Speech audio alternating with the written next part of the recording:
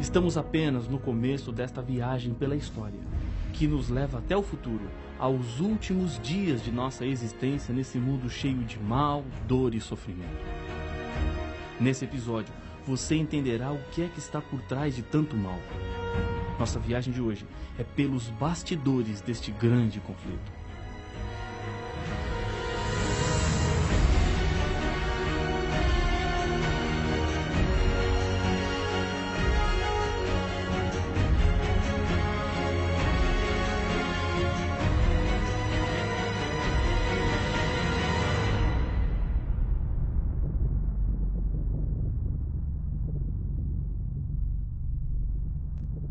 É impossível negar a existência de um conflito entre as forças do bem e do mal. O nosso mundo está cada vez mais perigoso e a sua natureza cada vez mais instável. Por um lado, percebemos em nosso mundo as pegadas que Deus deixou.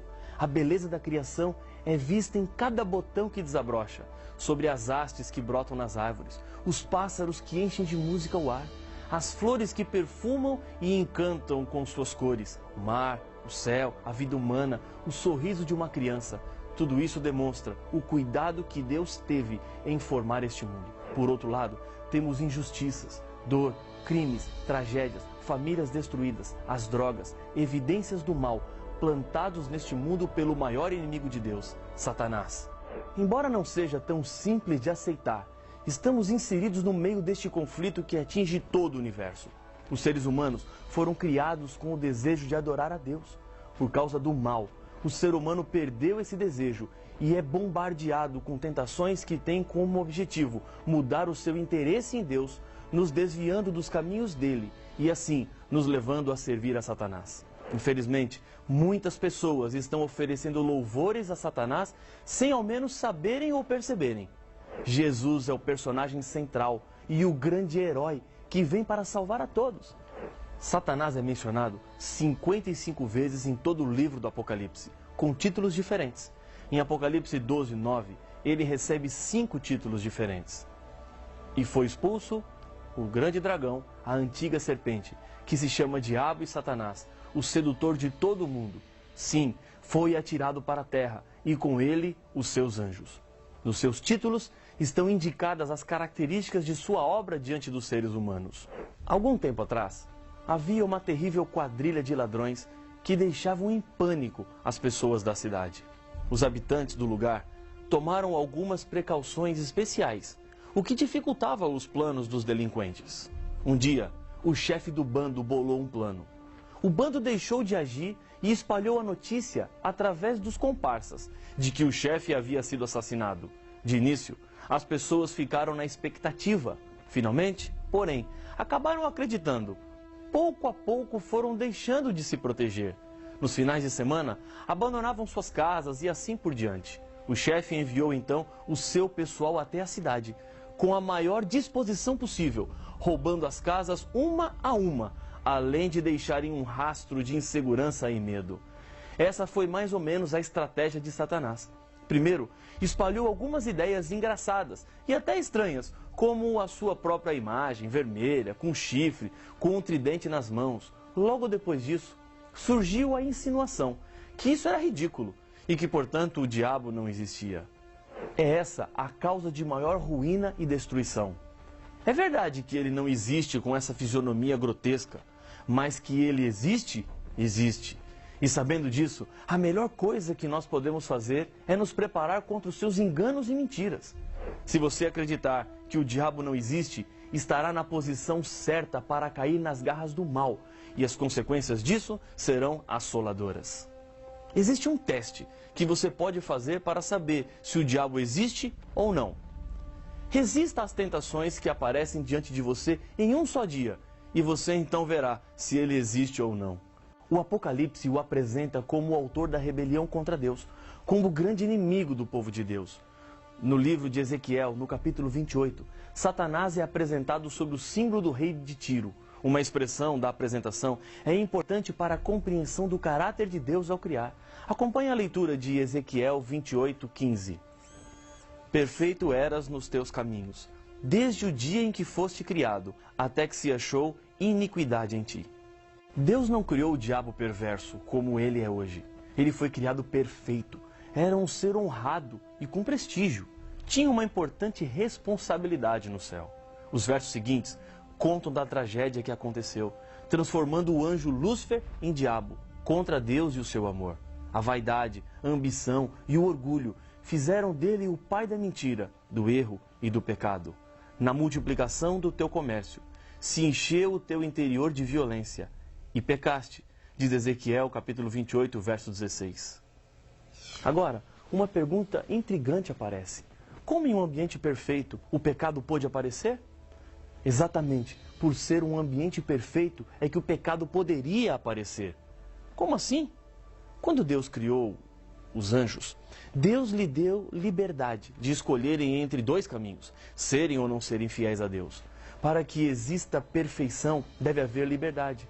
Se Deus não desse liberdade, o céu seria um lugar de robôs programados, que fariam apenas aquilo que Deus lhes mandaria fazer, pois não saberiam e nem teriam como fazer nada diferente. Deus queria anjos livres, que escolhessem o caminho da obediência, anjos que desejassem estar do lado de Deus por vontade própria e não por obrigação. Lúcifer foi o primeiro ser criado a se rebelar contra Deus. Ele escolheu um caminho perigoso. Isaías 14, nos versos 12, 13 e 14, descrevem esse processo triste no coração de um anjo rebelde. Como caíste do céu, ó estrela da manhã, filho da alva, como foste lançado por terra, tu que debilitavas as nações. Tu dizias no teu coração, eu subirei ao céu, acima das estrelas de Deus exaltarei o meu trono, e no monte da congregação me assentarei nas extremidades do norte. Subirei acima das mais altas nuvens e serei semelhante ao Altíssimo. Esse conflito que se levantou contra Deus é revelado no Apocalipse. João descreve o momento em que Lúcifer depara-se com Jesus para um primeiro acerto. Veja Apocalipse 12, versos 7 a 9. Houve peleja no céu. Miguel e os seus anjos pelejaram contra o dragão. Também pelejaram o dragão e seus anjos. Todavia, não prevaleceram. Nem mais se achou no céu o lugar deles. E foi expulso o grande dragão, a antiga serpente, que se chama Diabo e Satanás, o sedutor de todo o mundo. Sim, foi atirado para a terra, e com ele os seus anjos. Depois que Lúcifer rebelou-se contra Deus, ele foi atrás de outros seguidores para a sua causa. O texto de Apocalipse apresenta que o dragão luta com os seus anjos. A mesma queda do líder do mal foi a queda que outros anjos tiveram por acreditarem naquilo que ele disse. O texto de Apocalipse 12, verso 4, informa que 1/3 dos anjos do céu seguiram Lúcifer e foram expulsos do céu também. No livro de Judas, verso 6, é-nos dito que Deus tem guardado esses anjos para o dia do juízo. Depois de sua rebelião no céu, Satanás formulou estratégias para envolver o ser humano no grande conflito. Paulo nos diz em 2 Coríntios 11, 3, que mas receio que, assim como a serpente enganou a Eva com a sua astúcia, assim também seja corrompida a vossa mente, e se aparte da simplicidade e pureza devidas a Cristo. Adão e Eva abriram as portas desse mundo para Satanás. Ele se constituiu príncipe deste mundo e levou o ser humano ao cativeiro do seu poder maligno. E tudo o que o inimigo fez foi com base no engano e na sua malícia. Mas Jesus coloca ao alcance de cada ser humano armas para vencer as tentações de Satanás. Uma delas está em João 8,32, onde Jesus diz: e conhecereis a verdade, e a verdade vos libertará. Mesmo o mal sendo terrivelmente assustador, a batalha não está perdida. Através da verdade que encontramos na Bíblia, que é a palavra de Deus, recebemos forças e ajuda do céu para nos tornarmos vencedores em Cristo. Aquele que pratica o pecado procede do diabo, porque o diabo vive pecando desde o princípio. Para isso se manifestou o Filho de Deus, para destruir as obras do diabo. 1 João, capítulo 3, verso 8. Embora o mundo seja completamente devastado e marcado pelo mal, a Bíblia nos assegura que Deus não ficou indiferente a esse problema. Deus venceu o mal e em breve destruirá de uma vez por todas o diabo e todas as consequências que sua rebelião trouxe para o mundo. Para conseguir alcançar o seu plano de tomar conta do mundo, enganando o primeiro casal, Satanás usou de uma estratégia que a Bíblia nos revela em 2 Coríntios capítulo 11, versos 14 e 15. E não é de admirar, porque o próprio Satanás se transforma em anjo de luz. Não é muito, pois, que os seus próprios ministros se transformem em ministros de justiça, e o fim deles será conforme as suas obras. Fica evidente nesse texto bíblico que Satanás nunca se apresenta abertamente como ele é ou quem ele é. Essa sua estratégia tem se demonstrado muito eficiente. Ele se cobre de piedade, faz milagres, disfarça-se atrás de um prazer bonito, uma filosofia interessante, uma pessoa cativante, num site bem construído e com propostas irrecusáveis no trabalho e na vida pessoal. No Éden, Satanás serviu-se de um instrumento incrível, a serpente, um animal que, no mundo sem pecado que Deus havia criado, era bonito.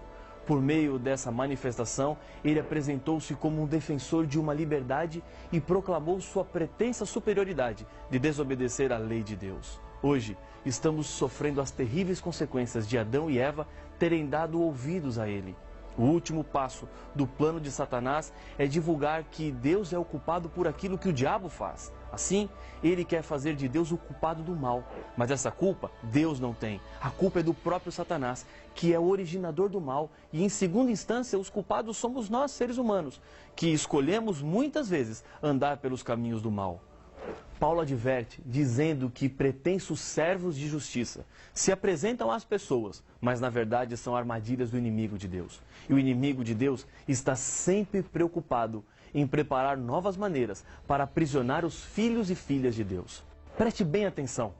Apesar das boas obras que uma pessoa possa demonstrar, se o resultado delas for a propagação do erro, estamos diante de ministros que não são de Deus. Pode ser que você, neste momento, esteja fazendo a seguinte pergunta: pode Satanás operar milagres? Não seriam milagres uma prova incontestável de que Deus foi quem atuou?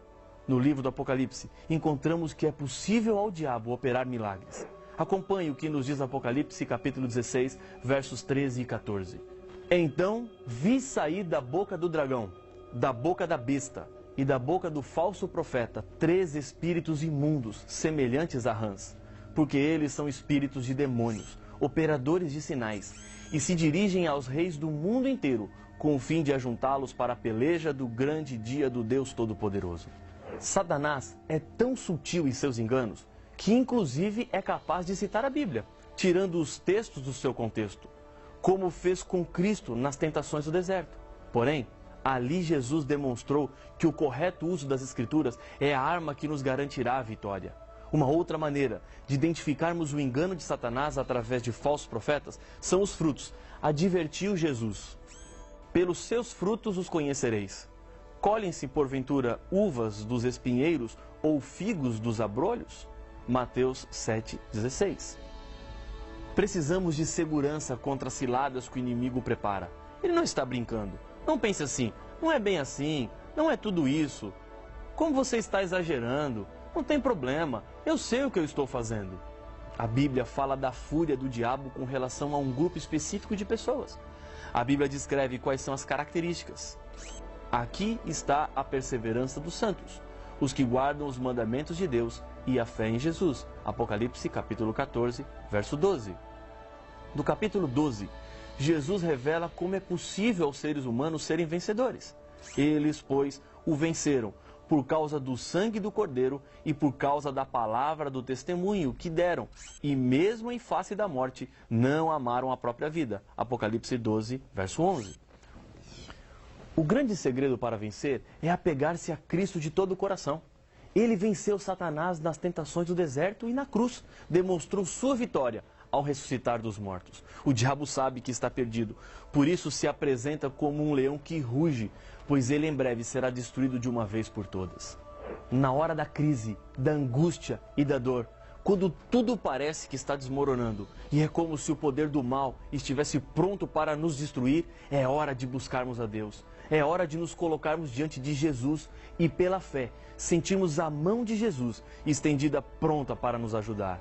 Jesus venceu Satanás, continua vencendo e vencerá no fim dos tempos. Hebreus capítulo 4, verso 15 e 16 me diz que, porque não temos sumo sacerdote que não possa compadecer-se das nossas fraquezas. Antes, foi ele tentado em todas as coisas, à nossa semelhança, mas sem pecado. Acheguemo-nos, portanto, confiadamente junto ao trono da graça, a fim de recebermos misericórdia e acharmos graça para socorro em ocasião oportuna. Diante dos nossos olhos, Deus está traçando dois caminhos a serem seguidos: o caminho da vida ou o caminho da morte, o caminho da vitória ou o caminho da derrota, o caminho da salvação ou o caminho da perdição. Eu quero lhe dizer uma coisa, de coração a coração, olho no olho: não resista mais. Deixe Jesus entrar na sua vida. Se for essa a sua decisão, feche os seus olhos e ore comigo. Senhor Pai nosso, aqui estamos orando diante do Senhor, com a certeza de que mesmo este mundo sendo tomado e assaltado pelo mal, temos a certeza e a esperança de que o Senhor está ao nosso lado. Por isso nós colocamos a nossa vida nas Tuas mãos. Aceita a nossa decisão, em nome de Jesus. Amém.